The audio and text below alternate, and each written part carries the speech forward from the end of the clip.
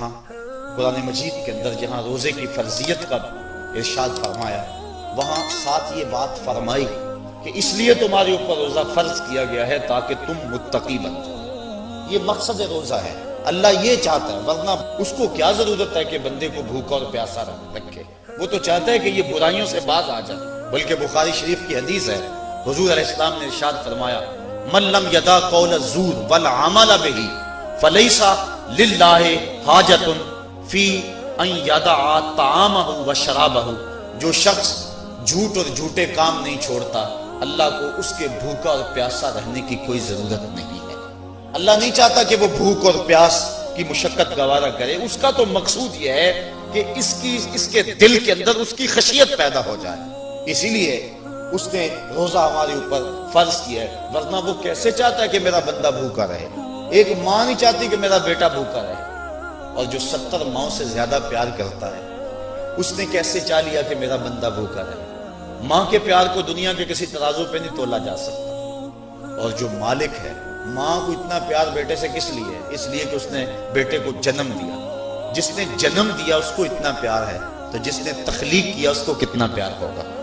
تو ماں نہیں چاہتی میرا بیٹا بھوکا رہے، تو مالک نے کیسے چاہ لیا؟ چلو آؤ پھر ماں کی گود میں آ جائے۔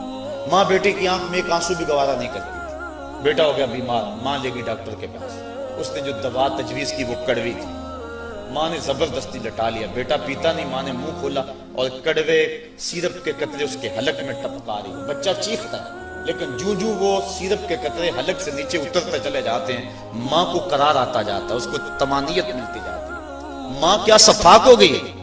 نہیں۔ اس کا پیار چھن گیا؟ نہیں۔ اس کی ممتا رخصت ہو گئی؟ نہیں۔ وہ تو بیٹے کی آنکھ میں ایک آنسو بھی گوارا نہیں کرتی تھی، اور اب تڑپتا ہوا بیٹا، لیکن ماں کے چہرے پہ طمانینت کا نور ہے۔ اصل بات یہ ہے کہ ماں جانتی ہے، بیٹا نہیں جانتا۔ ماں جانتی ہے چند لمحوں کی تکلیف ہے، نتیجہ شفا کی صورت میں برآمد ہوگا۔ اس لیے ماں کی نظر اس تڑپنے پہ نہیں ہے، ماں کی نظر اس نتیجے پہ ہے۔ مالک جو 70 ماؤں سے زیادہ پیار کرتا ہے، وہ بھی نہیں چاہتا کہ میرا بندہ بھوکا اور پیاسا رہے، لیکن مالک کہتا ہے اس کے باوجود تو بھوکا اور پیاسا رہے گا، کیوں؟ لعلکم تتقون، میرے بندے تجھے تقوی کی بہاریں نصیب ہوں گی، تیرے من کو روشنی اور تیرے من کو اجالا نصیب ہو جائے گا۔ تو یہ تقوی نصیب ہوتا ہے روزے سے۔ چونکہ یہ بات ذہن میں رکھیں، ہمارے دو دشمن ہیں جو ہمیں نیکی کے راستے سے روک رہے ہیں۔ بات لمبی ہو رہی ہے، اختصار کرنا۔ ہمارے دو دشمن ہیں جو ہر وقت ہمارے ساتھ لگے ہوئے، ایک شیطان اور دوسرا نفس۔ جو شیطان ہے وہ بڑا دشمن ہے یا نفس بڑا دشمن ہے؟ تو آپ اس بات پہ کسی دلیل کی ضرورت نہیں، آپ سب کہہ رہے ہیں کہ نفس۔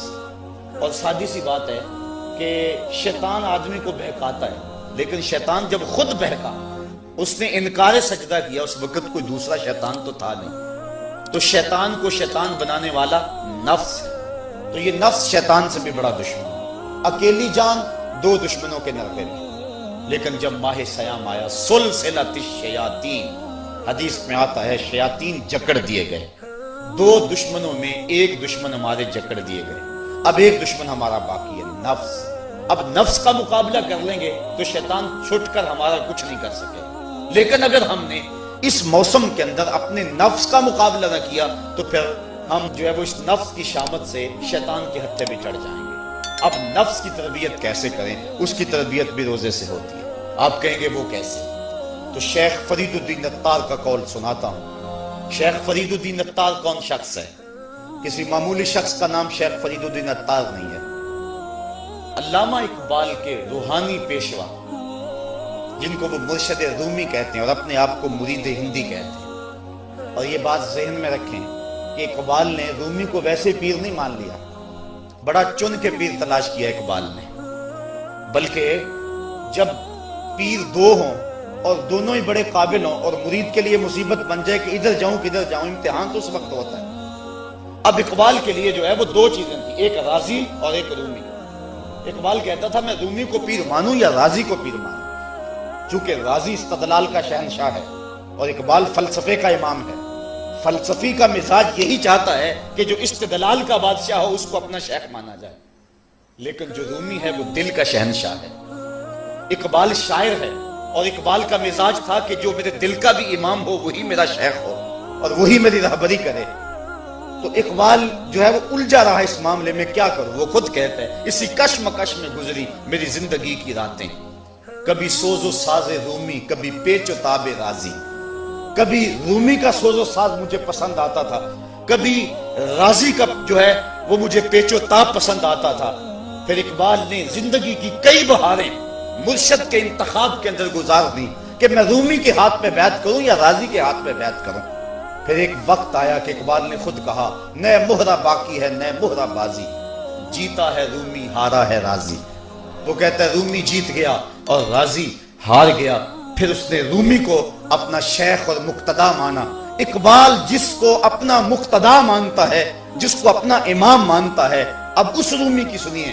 وہ کہتے ہیں ہفت شہر عشق را اتار گشت، ما ہنوز اندر خم یک چام۔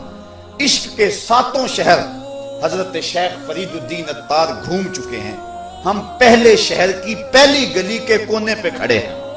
یہ رومی کہہ رہے ہیں جس کو اقبال نے بڑی چھان پھٹک کے بعد اپنا پیر مانا ہے، وہ فرید الدین اتار جو معرفت کا امام ہے اور اللہ کے رازوں کا امین ہے۔ حضرت شیخ فرید الدین اتار فرماتے ہیں نفس نتواں کشت اللہ باسے چیز، بات گوئم یادگیرش اے عزیز۔ کہا نفس نہیں مرتا لیکن 3 اسلحے ہیں، اگر تیرے پاس ہوں تو تو نفس پر قابو پالے گا۔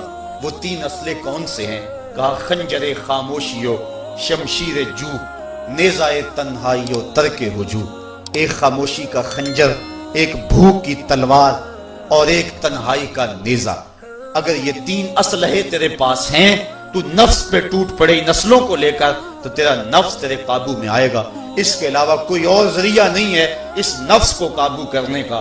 حضرت باہو جیسے بھی بول پڑے باج فقیراں کسے نہیں ماریا، باہو ظالم چور اندر داہو۔ یہ جو اندر کا چور ہے اس کو پکڑ لینا اور اس کو قابو میں کر لینا اور اپنے دل کی حفاظت کر لینا، یہی بڑی دولت ہے۔ فرماتے ہیں کہ 3 اسلحے، ایک خاموشی کا خنجر اور ایک بھوک کی تلوار اور تیسرا تنہائی کا نیزہ۔ کہ ان 3 اسلحوں سے اگر تم قابو پانا چاہو تو پا سکتے ہو، اس کے علاوہ کوئی اور اسلحہ نہیں ہے جو تمہارے نفس کو تمہارے قابو میں لے آئے۔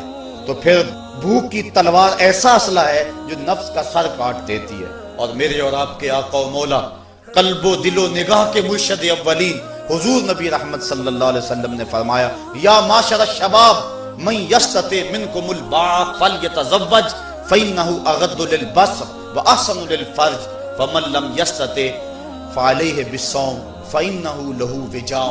اے جوانوں کے گروہ، تم میں سے اگر کوئی شخص نکاح کی طاقت رکھتا ہے تو وہ نکاح کر لے، یہ نظر اور شرمگاہ کا محافظ ہے۔ اور اگر تم میں سے کوئی نکاح کرنے کی فی الحال طاقت نہیں رکھتا تو وہ روزے رکھے، روزے شہوات کو توڑتے ہیں۔ تو نفس کی تہذیب بھوک سے ہوتی ہے، اور بھوک ایک ایسا اسلحہ ہے کہ جس سے ہم اپنے نفس کو قابو میں لا سکتے ہیں۔ حضرت نظام الدین اولیاء علیہ رحمہ جو تصوف کے سرخیل اور امام ہیں، آپ فرماتے ہیں کہ آدھی فقیری روزہ ہے اور آدھی فقیری باقی سب کچھ ہے۔ تو روزہ اگر نصیب ہو گیا تو پھر مالک کا قرب مل گیا۔